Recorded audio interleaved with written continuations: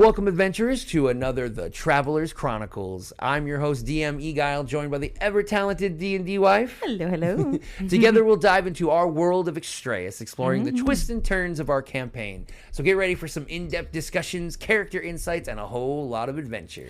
Don't forget to join us on Discord and share your thoughts and theories about the episode. Now let's roll initiative and jump into today's episode. Obviously, as always with our Traveler Chronicles, we like to kind of take, our stances, no one really wants to listen to our campaign all day long. Right. Much as I'd love for people to do that. So we tend to take little scenes and little kind of important scenes and things that we think and kind of look at them, get a little bit of opinions from our players as well as you, as well as me, as the DM. And that way we can really kind of show a little bit more of our homebrew world of Extrayus.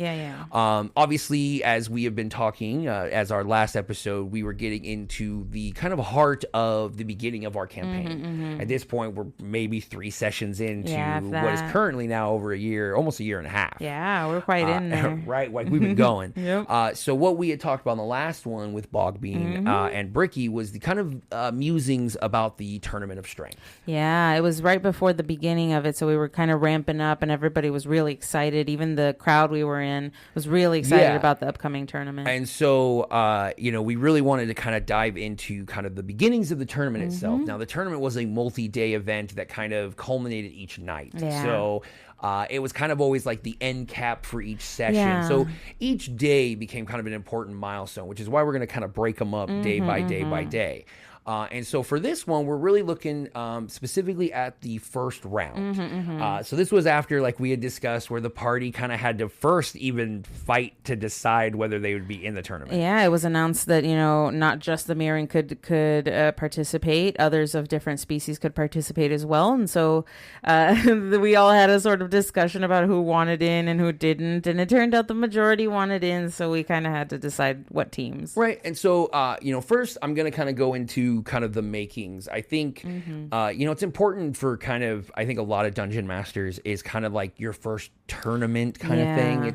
It's kind of such a quintessential high fantasy trope, whether it's jousting in our history or these kind of knights events. There's always strength. Right. There's always some way to display. And so we're going to look a little bit and kind of give my kind of background and why I wanted to make this tournament of strength as it is. And then we're going to look, as always, with our on the ground reporter, Luna. Absolutely. And get a little after the battle review from Drexla, which will be kind of nice.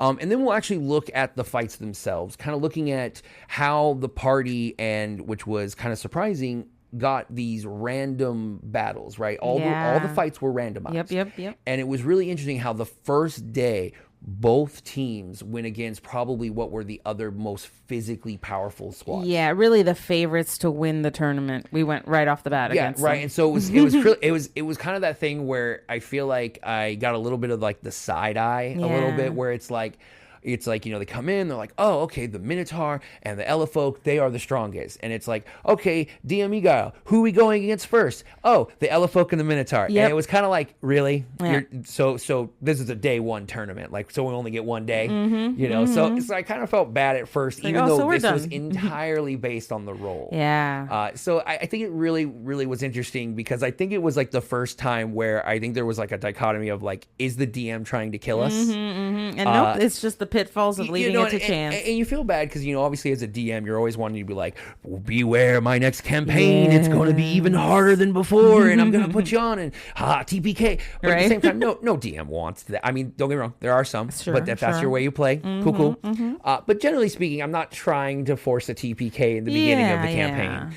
Which is why, as I'll get into, making the tournament kind of important was a big thing. And I think that's kind of an easy transition is, I didn't want this to be a death game. No, this isn't Hunger Games. And so I think that was the big thing when we were talking on the last episode, was like, I made sure as I was watching you guys kind of discuss amongst yourselves and kind of being reluctant, it was like I kind of snuck in there where it was like, hey, nobody can kill each other. Yeah. Like, this is not to the death. It's just until you're unconscious, and then you're kind of like removed by the medical staff. And I kind of wanted that really to push in, because I wanted to alleviate a little bit of that pressure. Yeah. And that stress of like, oh, okay, cool. The DM wants us to die in the first days. We were of all the game. super worried. And really, I think too, when it comes to like DM tournaments and that kind of thing, it really is that tradition. And so it's kind of that opportunity. I think like we were talking on the sidelines, it's like, it's me giving you the tutorial. Yeah, really. So it's like, okay,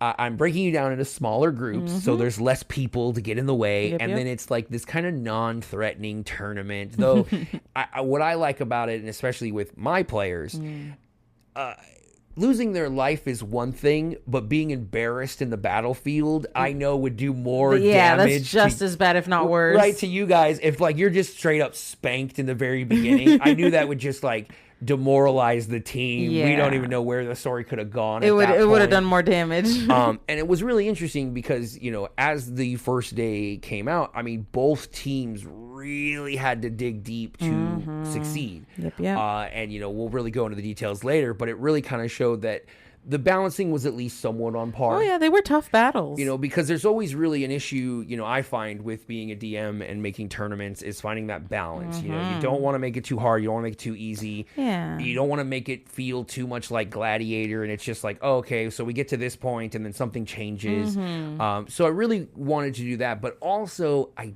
didn't want to make it really significant either. Yeah, because it's just a tournament. It wasn't meant to be anything crazy special. Well, like we had kind of touched on, is that there was a lot of cultural significance to this tournament, right? Yeah. It was, and that's why I didn't want to dig into it too much, because then I feel like it would have revealed it too early. Yeah. So the whole, like, it's 3-on-3, right?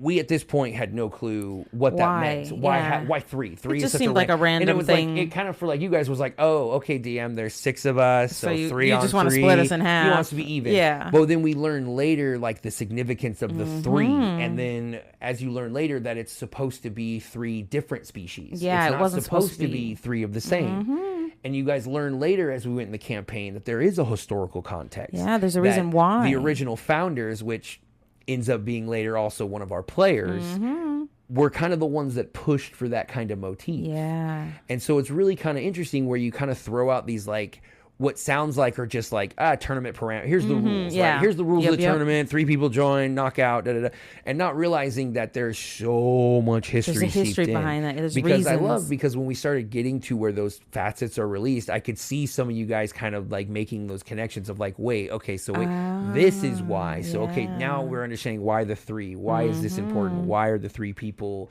Why is this such a big deal? Yeah.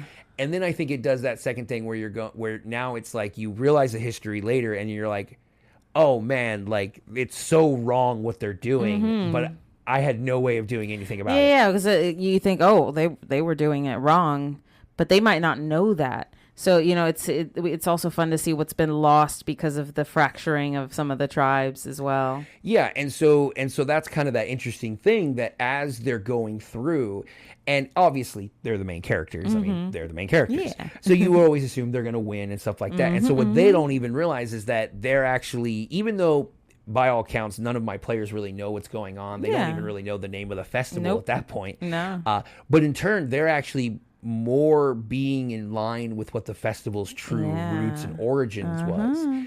And barring certain events that happen later, because we're going to get to that pretty soon when the things really ramp up, there could have been some real cultural change possibilities with the significance of this. Showing that different types of people on a team can affect more change than all of the same.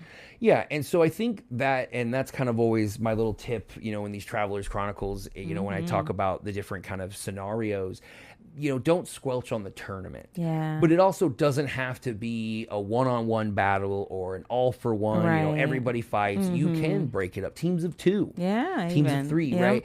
And that just makes it where now in the case of, as we've talked, a couple of my players are brand new, right? So that makes it where I can sit down with those new players and be like, okay, now there's not so much going on. I can help explain. Yeah, it's not as stressful. Because we found later, as we experimented in early campaigns, if you take a new player by himself and try to throw him into that same scenario, it can be tough.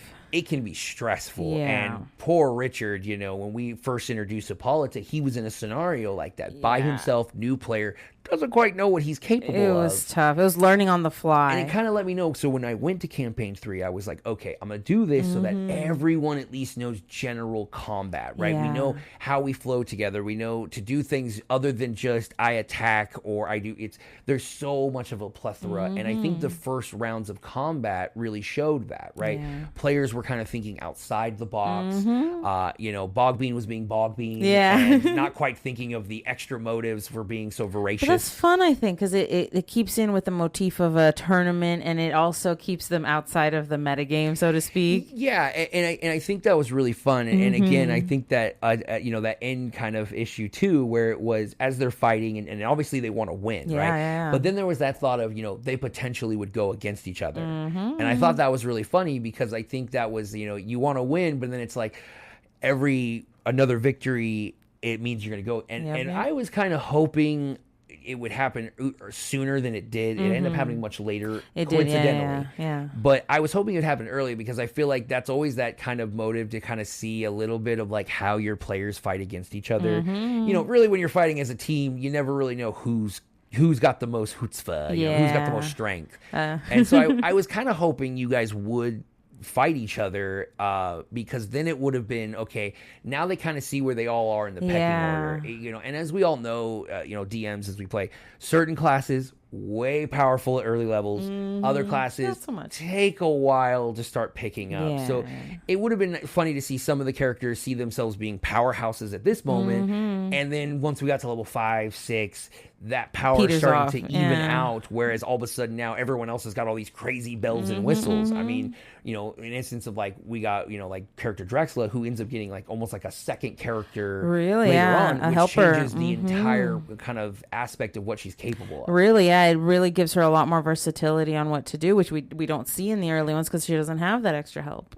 Yeah, so I think, really why I looked at the tournament, why I always encourage DMs to have that tournament, it's kind of just like standard gameplay mechanics, right? Like it's standard training, it takes kind of the fear and the struggles. And then the nice thing too, you can kind of dangle rewards, whether or not you ever plan on them actually getting said rewards is a different story. But it does kind of encourage them to try new things. And then it also does what I always worry about, and it helps with our system, is the kind of the withholding. Like I am this kind of player, like in Baldur's Gate, when I end a game, I will have 30,000 health potions, a bunch of scrolls, this, because I won't use stockpile. it. Because the entire game I'm going, well, what if I need to use that? I don't what if I need it later? Scroll. What if I need it later? Spirit health potion? I mean, I'm almost dying now, but I can in the next fight I might need. And I don't like that in D&D sometimes. Where that's you tough. have all these cool things, but you're always like, well, I don't want to lose a spell slot. I don't want to waste a charge. I don't know how long this session's going to be. This might be 4 days for all I know. I might need my magic. But for ours, it's okay. The session's the day. You have all your skills for the day. And when we come back next day, you'll have everything back. Yeah, I think that made it really easy, especially with this tournament going on, that each session was a day of the tournament, essentially. So that really helped, I think, break it up for us and give us time to acclimate towards the tournament rules, what was happening, who we were going up against, and also coming to terms with the sort of expectations being reversed of fighting the strongest first and then fighting ourselves later. Yeah, and the other thing, obviously, and we'll get into it more when we go to our analyzation, is that obviously when it came to the story with Tobias, we learned that obviously he was riding along with some Elefolk and wasn't quite being respected. And there was a character named Naz, which was the caravan owner's son. And he was constantly giving Tobias crap, constantly treating him like crap. And of course, rude. As it would go, which you would learn later, he was not only last year's champion, but he was also the team that Tobias would face first. Just karmically or coincidentally, just the dice just wanted it to happen. And so that really, I think, kind of sets home that kind of way that, like, this was all random, but it really built the story, and I think really set not only, again, that team building aspect, because we also got to see groups that at that point really weren't interacting. I mean, we had Luna with Drexla and V, who at that point I think had shared maybe 4 or 5 words with each other and really kind of didn't interact much. And then you got Tobias with Team Bricky and Bogbean, the 2 goofballs, and he kind of is the odd man out who really didn't want to be in the tournament to begin with. He just, he joined because he wanted to, help the team and fulfill the group requirements for it. But it really was a reluctant sort of fighting. He's more of a peaceful person. So it definitely, I think, came outside the comfort zone. Right. Well, before we dig deep into the actual fights, it's only right that we get it from the fighters themselves. Absolutely. So we'll cut down to our reporter on the ground in Extrayus of Luna. Yes. And I know she's going to be sitting down with Drexla to get a little bit of the after-battle report. And we can kind of hear how the smallest traveler probably put up one of the most fiercest fights, as she was the final, kind of person up. Really came through as a dark horse. Yeah, really came through, showed some strengths that weren't really expected to the crowd. Yeah. All right. So Luna, are you there? Hello? Welcome to Traveler Tidings. Thank you for joining me today. I'm your host, Luna. I'm joined here by our fellow team member, Drexler Goldsprocket, as we have just finished our battle here at the tournament of Aranoka, and it has been the first sort of test of our strength as a team here. Hello, Drexler. How are you? Thank you for joining us today. I'm doing good, Luna. How are you? I'm good. Thank you so much. Thank you for taking time out of your busy sort of tournament schedule to come talk to us. We just finished a bout here with the Minotaur. They were giant, weren't they? Well, to be fair, everything's a giant to me. I'm just little, so... That's true. But even for me, they were of intimidating size, so I cannot imagine how much larger they seem to you. Very much so. Oh, yes, they were quite hulking. This festival has had so much to give us beyond just the delicious food and wonderful community and culture, but we've also set such a scale for the amount of festivities here. It's really interesting how large this gathering is of people. Do you find it at all intimidating with your size? Yeah, sometimes, but if I get too scared, I just go up high, and then I'm above everybody else, and... Right, take a little bit of a breather. I kind of feel bigger at that point. Oh, that's quite lovely, being above everyone, you can see too. So it makes it a little less anxiety-inducing being able to see where everything lies. And I don't get stepped on. Oh, that's true. That's quite helpful. I have heard a bit of a rumor, and I've seen some strange cloaked figures walking around showing none other than your picture to people asking about you. Is someone looking for you, Drexler? They're not supposed to be looking for me here. Oh. Where did you see them last? Oh, well, they were just sort of walking amongst the crowd. They were these dark cloaked figures, and they were handing out your picture. Okay, maybe we just stand over here in the dark, so that way in the shadows of the trees? Sure, yeah. Sure. We can move off to the side. Is this a little better? I'm going to stand behind you over here. Sure, no problem. Okay. I will face my back to the festivities, and you can be in the shadows of the trees. Okay. All right, I hope that helps. But can you tell us a bit more about these strange figures in dark cloaks? Why are they looking for you? That's kind of why I came here, because there are no humans here, and I just came here because there's lots of animal people, and I didn't expect to see them here, but we'll discuss that later. They're looking for me. They kind of need my help or something, but they're kind of being mean about it, so I'm just avoiding them for right now. So there's a sort of client that you're not looking to help right now. Pretty much, yeah. I need some friends first. They're looking for your reluctant help in their endeavors, and that's not quite what you're doing. Well, let's hope that you can avoid them for as long as possible, so that way you're not dragged into anything untoward. I'm hoping the festival will provide a good amount of sort of distraction from those problems. Oh, yeah, definitely. And I'm betting the crowd will help sort of hide you from them as well. With your diminutive size, it should be quite helpful, I think, right? Yeah, everybody's been very good here. Oh, good. Now, what I'm really interested in talking to you about here is the tournament, especially since you're so small. I feel it must be a little difficult to feel comfortable competing amongst such large creatures, especially considering the size of the Minotaur and the Elefolk. How does it come into play being so small but fighting such large creatures in a tournament?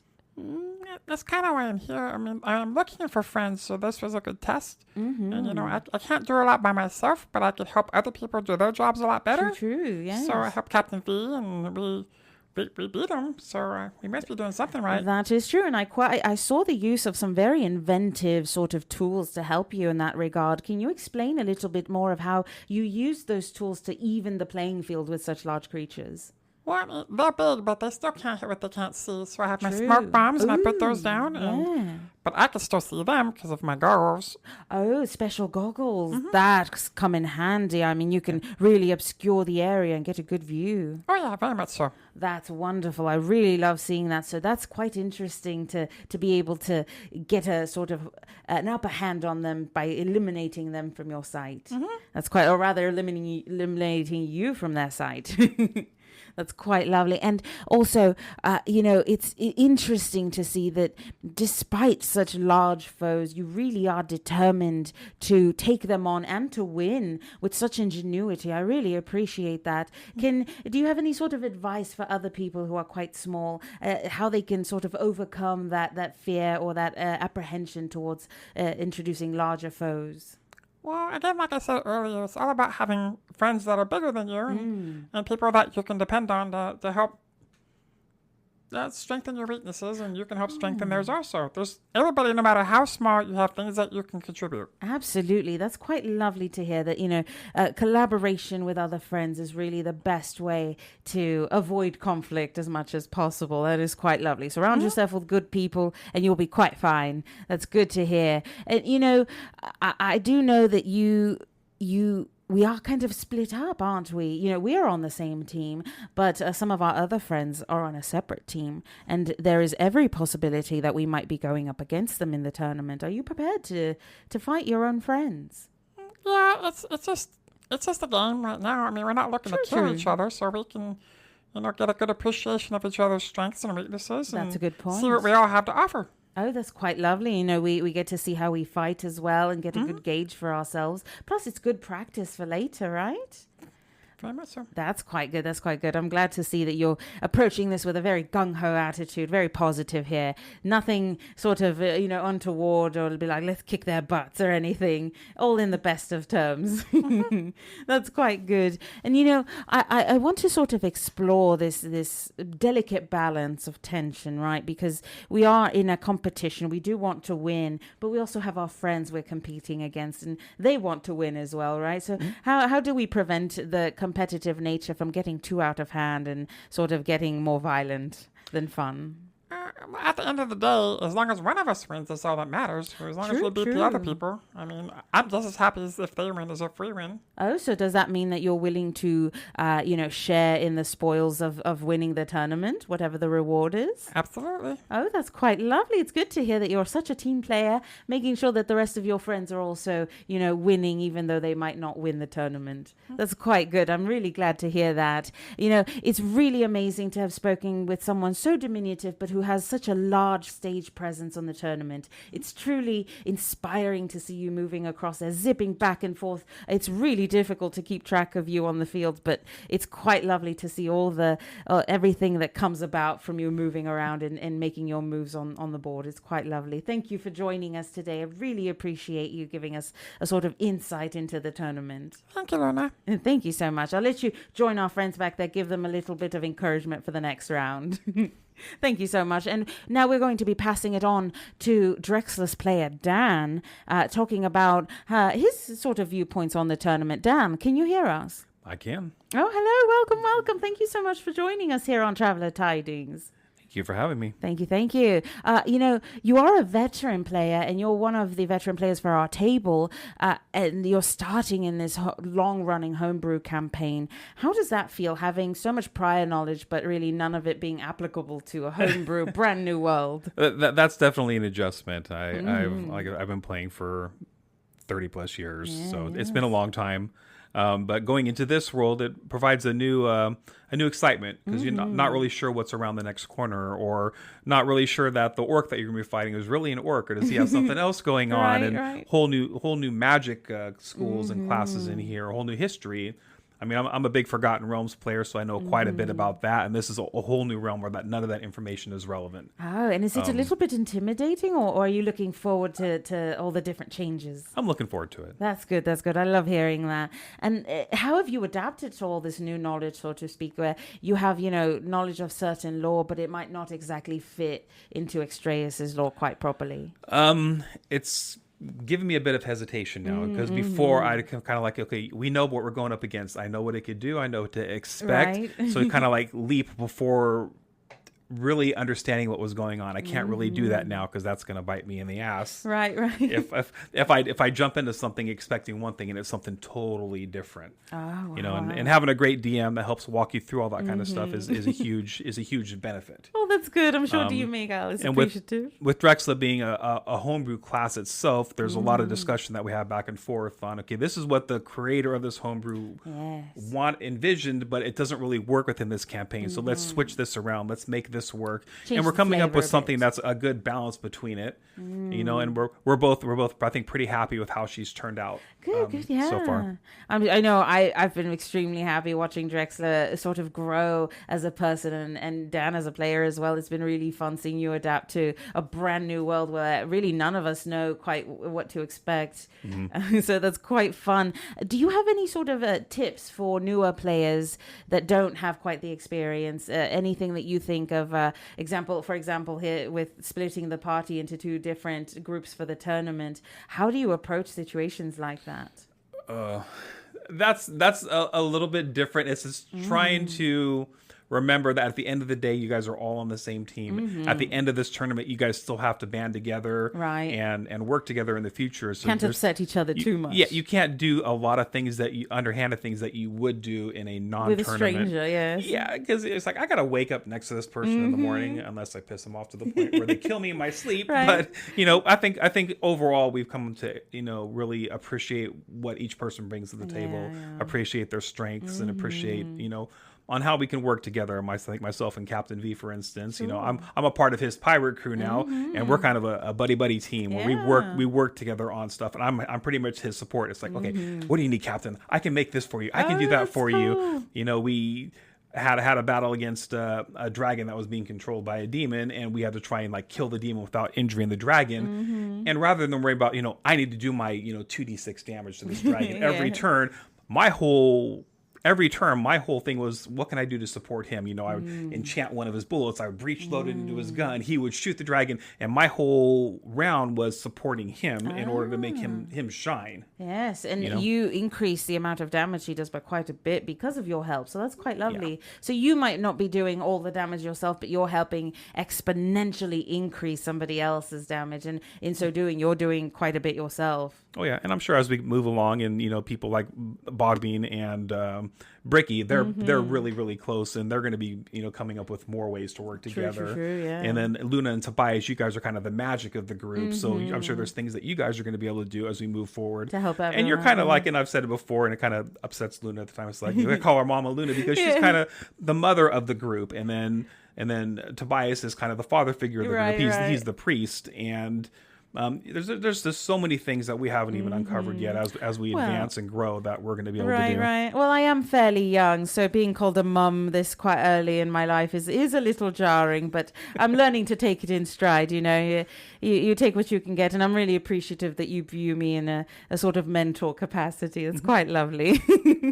But it's really fun to see the sort of freeness that can be had in homebrew campaigns and homebrew games, and being a player with many years of experience, how do you handle that sort of freeness in the world? Because our gracious DM has sort of said it's open world, go wherever you please. How do you handle that sort of freedom versus the structured nature of Forgotten Realms games? This is kind of a new experience for me. I haven't really done an open world like this before. Yeah. We're still kind of reined into a certain point by the rest of the group. We have to get everybody else on board with whatever we want to do. And Captain V has his ideas of what he wants to do. I have my ideas of what I want to do, and then we have to figure out ways to coerce the rest of you guys to tag along help you somehow. So that's always a challenge. So we're reined in by that. But even with that, I mean, we've gone a lot of places where you guys have wanted to go. Sure, yeah. And we pretty much, whatever's most important to certain members of the group at one time. There's a lot of stuff that's negotiable. There's some things that aren't. It's like, this is really important. We have to do this. True. Okay. Well, let's go get that done, and then we'll focus on my thing later. One bad thing about that, though, with Eguile as our DM, the longer you put off a problem, the bigger that problem becomes. Right. So that's always in the back of my mind that we do have to handle this before it gets out of control, because it's gonna bite us in the butt later on. That is true. And a great aspect of our campaigns is that time keeps moving. So if we take too long, like you said, it can grow into a bigger issue than it needed to be. So we really have to make sure we balance our decisions and where we go and what we do. But it's really interesting to see how you sort of make those connections so that you can affect the story as well. Maybe you need to do something and we need to help you do that. Yep. So it's really fun to see that. We've also started to see some really sneaky chats between Drexler and Captain V. You two having little sort of powwows off on your own without the rest of us, doing little sneaky things that might not, resonate with some of our more law-abiding members of the party. Will we be seeing more times where Drexler and V sort of run off together to do things on their own? I think absolutely. There's no way around that. But we're kind of, again, we're balanced and reined in by, like, you guys are basically the paladins of the group, to where the rogue, if he wants to do some roguish stuff, he needs to sneak off and do that and not let you know what's going on. Needs to be in the shadows doing it. Exactly, because you don't want to be implicated, you don't want to know, and if you do know, you're going to bust us out, so we can't have that. True, right? And there's certain things that also some of the more law-abiding members of the party, like Tobias, would not appreciate and would not let you get away with, so they might interfere. So what you don't know can't hurt you. Absolutely. Well, thank you so much for joining us today, Dan, and of course your character Drexler. It was really fun talking to both of you and getting your perspectives on not just the tournament but also the gameplay in a homebrew world. Thank you so much. Thank you so much. Absolutely. We're going to hand it back over here to Couple of Nerds. This has been your host Luna with Traveler Tidings, giving it back to DM Eguile and DnDWife. All right. Well, thank you, Luna. That was obviously great. Hopefully we'll hear from the others as well and get their kind of point of view on the tournament. But I know we still got a few more days, so that'll be interesting to see. But as always, after we hear from the the ground and the players or the characters themselves, we like to kind of analyze a little bit into the scene that we've been kind of boasting up a bit. And so, just to set it a little bit, first, obviously, the arena. Now I know we've discussed this a little bit, but obviously, this arena is kind of this kind of sand circle in the center of town, which has the eternal rock in the middle of it. So it does create kind of this unique battlefield in that, yes, it's kind of just like one big like sumo stadium. Yeah, a little bit but like with a big rock in the middle of it. And we saw that some of the players kind of use that to their advantage for kind of tactics and breaking line of sight, while others just use sheer raw power to just kind of rip through the opponents. And so, like we had talked in the beginning, we had two separate fights that day. We had team that was Bricky, Bogbean, and Tobias versus, coincidentally, the Yellow Folk. Now, this was a fight. I think all of us kind of, unfortunately, when we were kind of assessing what each team's strength was like, okay, the team with the Barbarian and the team with the Cleric, they're probably going to have the easiest chance. Probably. They kind of had the raw power. The only real funny thing at this point in the game is Eric's character, Bricky, is one of those ones, like I was talking, doesn't really kick up until later. And I think it takes time. Point, he's like a one-shot, right? He has one ability. If it misses, he's gotta try again. If it hits, then all this damage happens. But at that point, I think his DC was like 13, something so it's god pretty awful easy low, to beat, right? And so it's like, he tries, but then it became just like a meat puppet. But really, what I loved about it was because each team kind of had a new person. It really saw kind of the new person try to shine. I think kind of set them off. And it was awesome. And this was another great moment, which is what really kind of stuck to me, of kind of that ferocity that is Bogbean. Really. I think all of us were kind of expecting it to happen, but didn't know quite where it would happen. Whereas, as we had talked at the very beginning, in her kind of rabid hunger rate state, she had eaten the tail of one of the kobolds that happened to be there. And it was kind of a funny joke, and we never really saw it. Well, of course, in this mode, and the fact that these Elefolk have been kind of dissing Tobias and just making his life living hell, she was on the warpath. Oh, yeah. And the funny thing is that we had a mini that unfortunately broke. It broke. And I didn't have time to fix it. Neither did you. No. And so we were like, screw it. I was like, he has one hand. Yep. That's his setting feature. He's only got one arm. He's got a big axe in one hand. That's all he needs. Yep. We used some green stuff to make it into a stub. Yeah, and into a just stump. did it That's that right. way. Yeah, we molded it into a stump. Yep. And so we had made it, and so it was like, okay, cool. That's just gonna be it. And it's it's just cool. We have diversity. Yeah. But it was funny because then, for whatever reason, I don't know whether Entlink chose this to be her motif or she just rolled. I think we'll have to ask her one of these days and get a confirmation. But she decided to bite off a hand. But of all the people to bite, she goes after the guy that's already got one hand. So essentially rendering him handless. Yep. Now, I get it. It's disarming. But for us at the table, if we could play the recording, there's just dying of laughter as everyone at my realizing of the mini she wants to bite is the one already having one hand, and everyone else's realization that that's what she's trying to do. Yep. And the funny thing is that we all know, and what we did and we didn't, is that when she did the first bite, she originally had planned for hands. Yeah. Because she was like, oh, I'll take a hand. That's not as bad, right? Like, who knows? So it was funny because we had said, well, he's a bard, right? So taking the hands of a bard, you might as well kill him anyway, right? So it was funny for her to like, okay, these are warriors. It doesn't matter. And she's just going to gnaw off a hand. Yep. And I just remember, now this kind of jumps before, it was just because after the fight, it was then that they remembered, wait, we're not supposed to draw blood. We're not supposed to like really hurt anyone. But at that point, it's like, because as they learn, no one really knows what the hell a bog bean is. And they just watched a bog bean just destroy what is essentially one of the strongest species of Mirren. So it was kind of that great state where it's just, here's this cutesy girl. It's against the rules, but we're not going to tell her. Being celebrated, mouthful of, elephant blood and smiling, grinning, winning.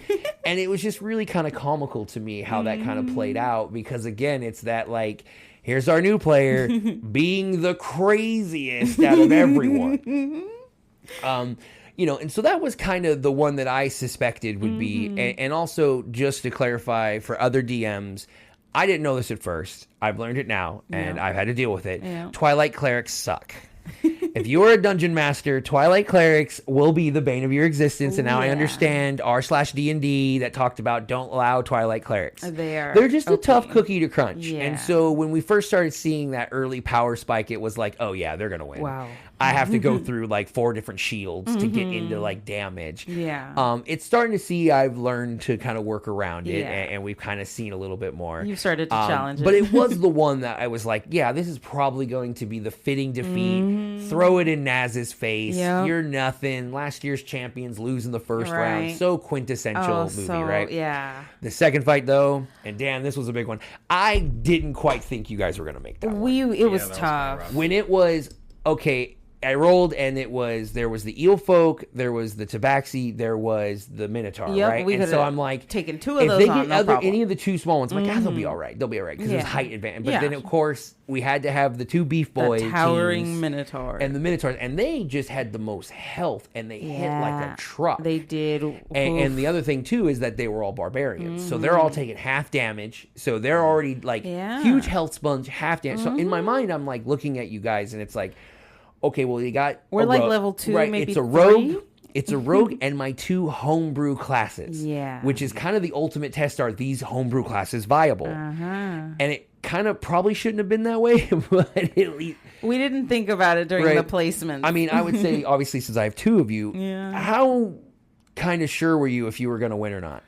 I thought we were going to lose. Yeah, I thought we were going to get smashed. Yeah. Really Gotcha. When I saw that it was the Minotaur, I for sure thought it was like, oh, we're not winning. Yeah, and I think this was cool because this was also, I think, where we really got to see more of Drexla's kind of versatility, because at that point, it really had just been her kind of keeping a passive kind of action economy. Yeah. She's got this like wrist gauntlet thing. Well, this is where we saw the wire gun, the chain wire, the smoke bombs. We saw her administering other techniques and giving people power. Yep. And I thought that was really cool, and to see that, as the fight played out, We had Luna dropping first, which was kind of expected. You had I'm a squishy squish. You had a god awful AC Yeah. versus creatures that could just do damage. One of those hits could have taken me out. And then the way that the tournament worked was if you were unconscious for your round, or if you were knocked down, then you were taken out. Yeah. But if you could be picked up before that, Then you could still and stay in. this was where I think the biggest moment came, and it was, and I don't think they realized it at first, because it was V went down, and he was literally the next turn. Yeah, so he And was so, immediately I was like, booted. oh, okay. And I think you were probably, it's like Drexler's going to zoom in, Pick him up, get out, Yeah. and we're going to keep going. And But I think then that was the plan. I imagine. I Yeah. mean, you see your captain go down, you're going Right. to try to rescue your captain. And so it then, he went down, and then it was, okay, it's now just Drexler versus, at that point, it was 2. It was 2-on-1. It was very weak. And I just remember thinking, okay, how is Dan going to handle this, and where is it going to go? Now, I mean, at that point, I imagine you were like, okay, it's over. Yeah. Her big thing was, I cannot get hit. If I get hit, it's over. They were just going to splat me like a mosquito. Pretty much. Yeah. So that's when her smoke bombs, keeping range as much as possible, Everything comes out. flying, And I think- hiding in cracks, you name it. Right, I mean, and what a lot of people don't realize too is that you kind of have like the same ability like Not had in Critical Role with her crossbow, in that you could fire twice, but you inflicted disadvantage on yourself. correct. So it's like here you also are trying to stay alive, but you are, in order to do more damage, kind of Hurting hampering yourself. Yeah. for potential to get a critical one or just not hit at all. Yep. So I thought that was like, really, to me, it was kind of, it gave kind of two things for a tournament thing. When your two main enemies, like the two big ones, are already knocked out, your A and B teams, it's like crap. Now it's like, are they going to come in going, okay, the number 1 and the number 2 seed are gone. We got this. We're going to walk through the rest. Yeah. So then really it became, when we ended that night, and I was like, okay, let's roll to see. I remember just going, I hope to God they fight each other, because at this point I was like, I don't think there will be. We have to have some versatility. Yeah, there's not going to be as much threat unless they go against each other. Yeah. And I remember rolling through, and I had, when I had rolled, I was using a different table at the time, and so I was like, wait, I got to remove the other people who weren't in it, because originally when I first rolled, you were going to go against each other. Yeah. But I still had the Minotaur and the Elefolk still in it, so I was like, okay, hold on, I got to remove get those it. out. Yep. And then when I re-rolled again, well, actually, I made you guys roll. Yeah. I made you roll a D4. rolled. And so when you re-rolled again, it was, okay, now you're not facing each other. Yeah. And so I was like, okay, let's see how this goes, and let's see how this progresses. But it was where it was like, okay, maybe the tournament's essentially kind of over, but now maybe it can be more of a narrative thing. Yeah. Because it was kind of like, okay, man, like now they're facing like the B squad that maybe not be as powerful. So let's see what happens.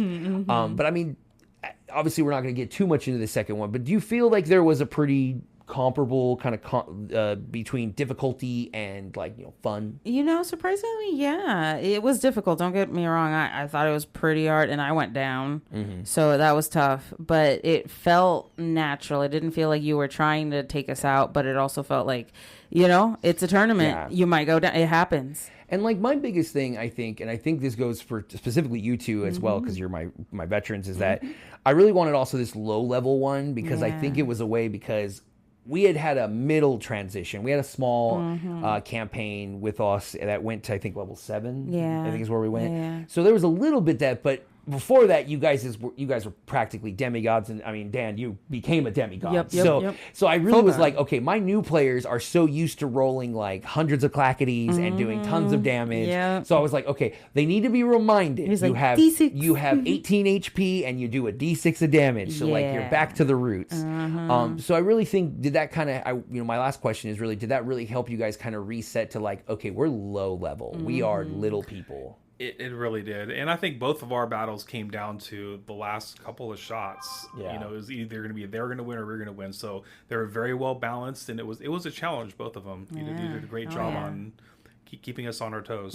All right. Well, that's Absolutely. awesome. But obviously, I think like I said, the tournament arc is always so important, and I like to get it started early because one, you can have many. There's all kinds of tournaments you create, but I think the soonest that you can start it, and the sooner that it kind of comes into your story, it really helps kind of start allowing both kind of a metagame kind of side where it's like your players can learn, kind of figure out how their mechanics work, see kind of things without the threat of just getting killed by wolves on the road. And builds the dynamic. And it builds the dynamics, right? Like it really kind of got you guys started closer, because I think it kind of what we see now, and we'll talk later, leads to some of the connections and the kind of bonding that we probably wouldn't have seen if we had different combinations in this early part. Yeah. If it hadn't been that way. Like if it would have been like, you know, Bogbean, Bricky, and Drexla, that could have been a whole different game. You know, it could have been somewhere, you know, Bricky gets cut in half, and Drexla's so interested now because she can see inside him and find out how he ticks. You know, there could have been so many other moments. But I think it really kind of it just shows like how the dice decides, right? Like let the dice decide. Because I know a lot of people also will try to make the tournament, and they're like making the bracket so it's the best narratively. Like we showed, it wasn't the best narratively because you faced all the best people first, but it was great for the game. It was great for the event. It was great for the story, and it just had more fun. It really did. It really did. And it also, it came unexpected, right? So it wasn't like your typical tournament where it's like, okay, you're going to face the strongest at the end. It's like, nope, you're going to face them now. And you might be facing each other at the end instead, and we'll see where that ends up. Yeah. And so as always, we always thank everyone for, you know, it's always, this one was a particularly long one. We really wanted to go into detail, and obviously with Dan, thank you, to give us a little bit more. You know, obviously we kind of show you how there's kind of always the starting. You know, I really wanted as a DM to kind of have that tournament, and you can just do little tweaks, 3-on-3, 1-on-1, 2-on-2, round robin, or you have 25 Battle Royale. Battle Royale, you know, all that kind of stuff. You know, but really just kind of getting that thought, getting it out in the story really kind of helps out. And then, you know, as always, we like to touch base with a little bit of our life on Extrayus. On the ground reporting. You know, it's kind of nice to hear from not only the player, but the character as well. You know, I think most campaigns, you mostly hear from the character. But you don't get to hear from the player a lot. Right. And so it's always nice to be able to have the players also sit down with us, come and talk and give us a little bit of those perspectives, because we have such an eclectic mix of players. That's true. So it's fun. And as always, we kind of, you know, we like to look at the events, because no one wants to listen to our whole campaign. I mean, if they do, we have records, but really looking at the little scenes, the things that are important, the stories that we share from our from our campaigns, I feel like those are always the most important. You know, not every event in a campaign is great, but if you make the great things stand out, they will always stay with you, and that's going to always be super important. Absolutely. But obviously, once of all, you know, it's always about balancing the fun, the story, but as always, I'm very big a proponent, the rule of cool. As I always tell my players, flavor is always free. That it should never ever be pulled back from. Adding little details, making it just a little more is always going to be more beneficial. It's going to be much better. But as always, thank you all for listening. I know it's sometimes a lot to go through and a lot to hear, but as always, we thank you. And if you want to continue the conversation, join us, talk to the travelers themselves. They're all on our Discord at the Couple of Nerds Discord. Also, don't forget at our Couple Nerds Productions website on YouTube. That is where we post all of the videos that we have, our memes, lifestyle, as well as the podcast showing some of the art, designs, and kind of graphics from the podcast that we are currently talking about. A few of the exclusive contents that we have. But always, please just go out there, try, explore, share. That's what we're trying to do. That's what the Traveler's Chronicles is all about, is giving more stories for everyone out there to enjoy. But that's a wrap for today's episodes of the Traveler's Chronicles. Again, thank you for joining us on this adventure. If you enjoyed it, please like, review, and share. And of course, join our Discord community. We'd love to hear from you. Until next time, safe travels, and may your rolls ever be in your favor. Absolutely. Have a good night.